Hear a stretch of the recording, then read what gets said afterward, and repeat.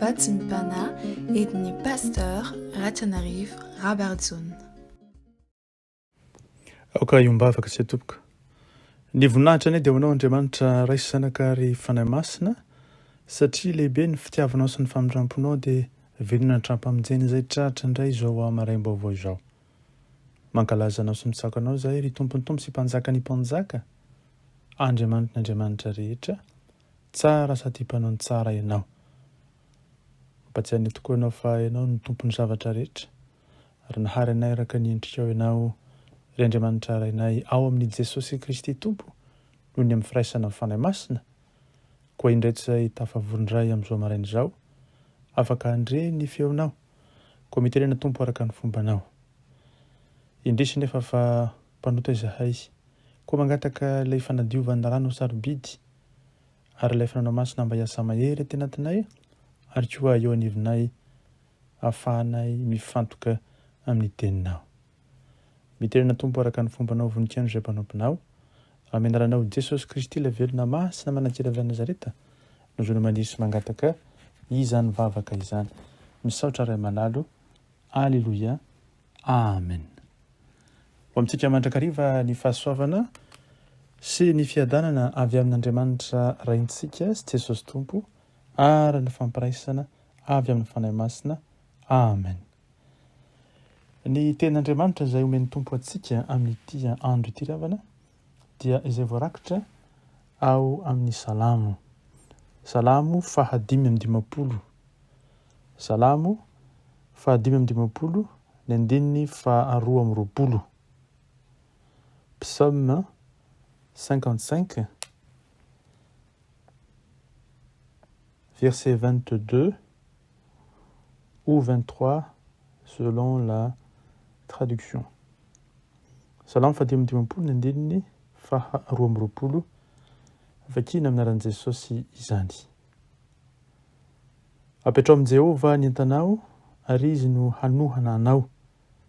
Tsy avela ny angozogozo mandrakizay ny marina. Amen. Aza vela hiditra ao am-ponao ny fahakiviana.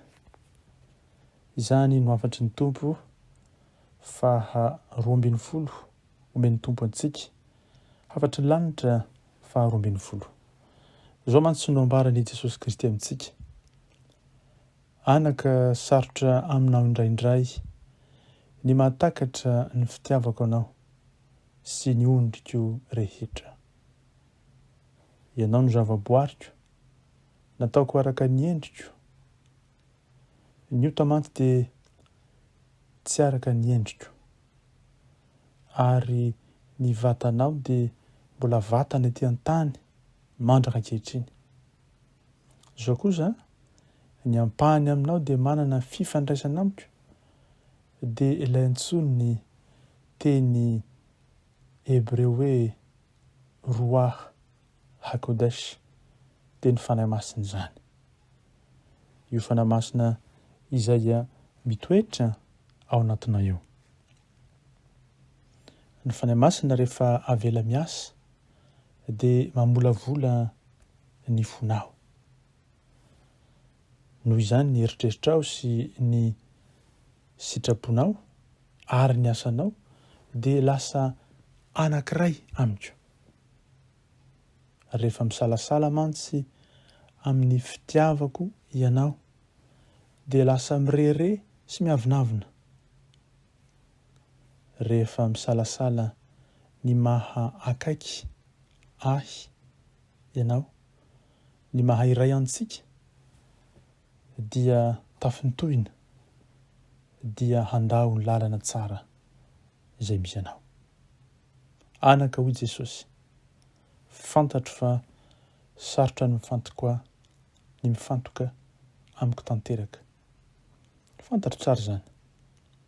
Aza kivy anefa ry zanako, aza misalasala amin'ny fitiavan'ny rainao, aza misalasala ny amin'ny mpamorona anao.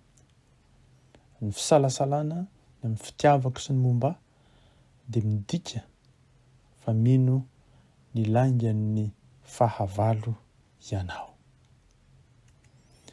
Anaka aoko ho fantatrao fa ny sorona nataoko dia manarona ny zavatra rehetra. Ny sorona nataoko no tokony hifantohanao. Raiso ny fahataonao dia apetraho tongotro. Angatao ao anampy hamantatra sy andresy ny fahotana rehetra eo amin'ny fiainanao. Ny fo izay mahita ny tenany ho marina amin'ny alalan'ny sorona nataoko ihany dia handresy ny ota. Ny fo manaiky fa tapitra, vita ny zavatra rehetra dia fo vonina ho afaka amin'ny fatoran'ny fahotana. Na dia ny fahotana lehibe indrindra aza dia voafafa ary ho tonga olom-baovao ianao. Tsotra ny lalana, avelao hiditra ao anatin'ny fanahinao ilay fanahy masina. Mamirapiratra any amin'ny faritra lalina sy maizina indrindra amin'ny lasanao ny fahazavako hoy Jesosy. Mamiratra sy mamorona fo vaovao ao anatinao izany fahazavako izany. Ay ianareo ry zanako, ary tsy ho kivy amin'ny fiezahako aho, na manao ahoana na manao ahoana izany. Hiditra ao amin'ny fonao vato aho ka hanova azy ho fo araka ny foko. Tsy ambany noho ny zanaky ny avo indrindra ianareo. Tsy aho ianao aho ary tsy andao anao. Tsy ampiala ny tavako aminao aho. Afaka mahita anao amin'ny henatrao sy ny fisalasalanao aho. Ary dia hiandry anao ho tonga amin'ny toerana anankiray izay ahafantaranao fa tsy misy na inona na inona azonao atao na efa vitanao mba hahatonga tsy hitia anao. Midika izany fa hitoetra mandrakariva aminao ny fitiavako.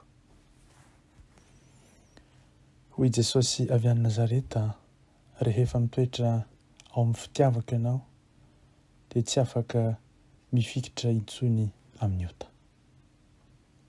Mazava ho azy fa mbola hisy hatrany ny fakam-panahy ary mety ho tafintohina na ho lavo azy ianao. Fa ireny dia toy ny rano eny an-damosiny ganagana ihany, ary dia handositra anao ny ota ary ianao koa handositra azy. Hitanareo fa tsy mahatanty intsony ny ota satria izao no tsarovy ry zanako. Ny ota dia mila haizina, koa rehefa mandeha amin'ny fahazavana ianao dia handositra anao ny ota. Ianareo ry malalako dia voarakitry ny fahazavako sy ny fitiavako mandrakizay. Ankehitriny ary atodio amiko ny eritreritrao sy ny fonao. Azavariana amin'izay zavatra miseho amin'ny tontolo voajanahary, ilay tontolo ara-batana.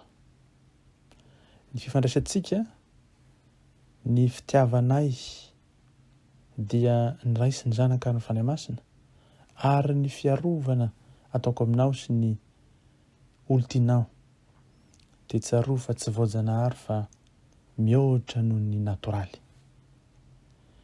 Aza vela hiditra ao anatin'izany ny tahotra anaka, toero ny tahotra, ataovy mafiorina eo amin'ny lalana ny tongotrao, ary aoka hibanjina ny fahazavako ny masonareo. Ny fandehanana an-tongotra no fotoan-tsarotra indrindra teo amin'ny tantaran'ny zanak'olombelona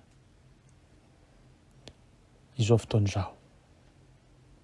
Izany hoe tsy mbola nisy teo amin'ny tantaran'ny zanak'olombelona fotoana sarotra noho izao iainantsika izao. Atosika Satana sy ny miaramilany ary ireo ankizy vaviny ianao, kanefa miaraka amin'ny fanampian'ny fanahiko masina dia afaka mifantoka amiko hatrany ianao.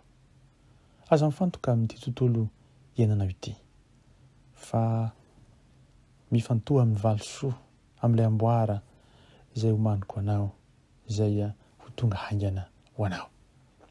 Aza metehitra miezaka ataonao manokana, fa ndrao tsy ahomby ianao. Izany tsy maintsy mitaky ny fanahy masina ianareo mba hanao ny fonenana maharitra ao anatinareo izany fanahiko izany. Loharanony fampionana lalandava ho an'ny zanako rehetra mantsy izy. Ka tsaho ary velao ny fanatrehany. Tsy mahasoa nofonao ary hamiraviranao mandrakariva izao tontolo izao. Nofonao dia tsy so afaka mahita afa-tsy ny zavatra tontolo izao ihany, ary tsy afaka mahita ny zavatra ny fanahy. Nofonao dia hamelanao tsy ho afa-po mandrakariva ary handiso fanantenana anao mandrakariva izy.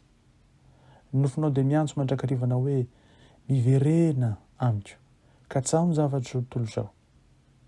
Fa ilay roa hakodesh na ny fanahy masina no hamerina anareo mandrakariva amin'ny rainareo sy amin'ny lalako. Avoahitsy ho aminao ny nofo ka mifikira amiko ankehitriny anaka. Ho maro ny fanafia nataon'ny Satana sy ny mpanompony, ary dia hanaraka anao amin'ny fomba rehetra izay azony atao izy satria efa laminy sy ho tapitra ny fotoanany. Fa ianao kosa apetrao eo ambanin'ny ampingan'ny fahazavako ny tenanao. Aoko ho fiarovana anao aho. Raha mitehitra amin'ny tenanao ianao dia ho lavo tokoa. Avelao aho ampinganao, hoy Jesosy. Avelao hitafy ny fiadinao. Tsisy ambinina mantsy izay rehetra fitaovam-piadiana hamelezana anao. Raha toka mandeha eo anilako mandrakariva ianao. Aza mividina amin'ny akaviana amin'ny akavanana, mandehana mahitsy ry zanako, akaiky ny fanavotana anao, manao vary manomboka anio, fanomboana vaovao miaraka amiko indray. Manao soni Jesosy avy any Nazareta, tompony tompo sy mpanjaka ny mpanjaka.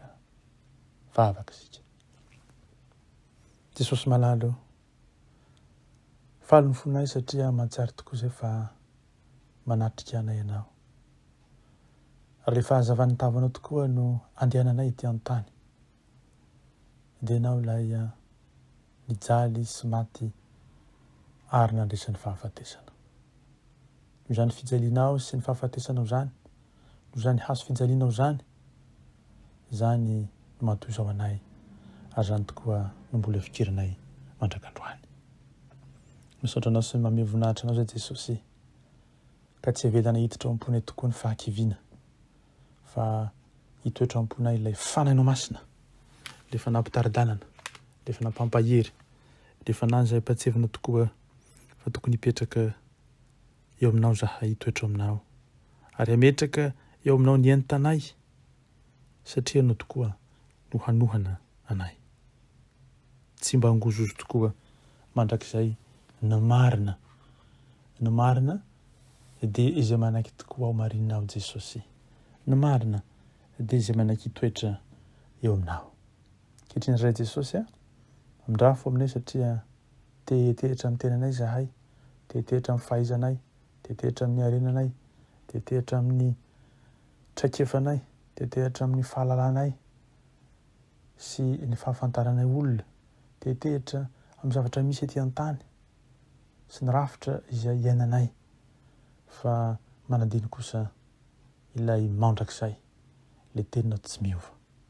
Ankehitriny izay dia mangataka ilay fanahinao masina ampitoetra anay indray, ampahery anay, ka azonay mifantoka aminao sy nasy fijalianao Jesosy, ary ahatsiarovanay fa ianao no Andriamanitra iray, ianao ny tomponay.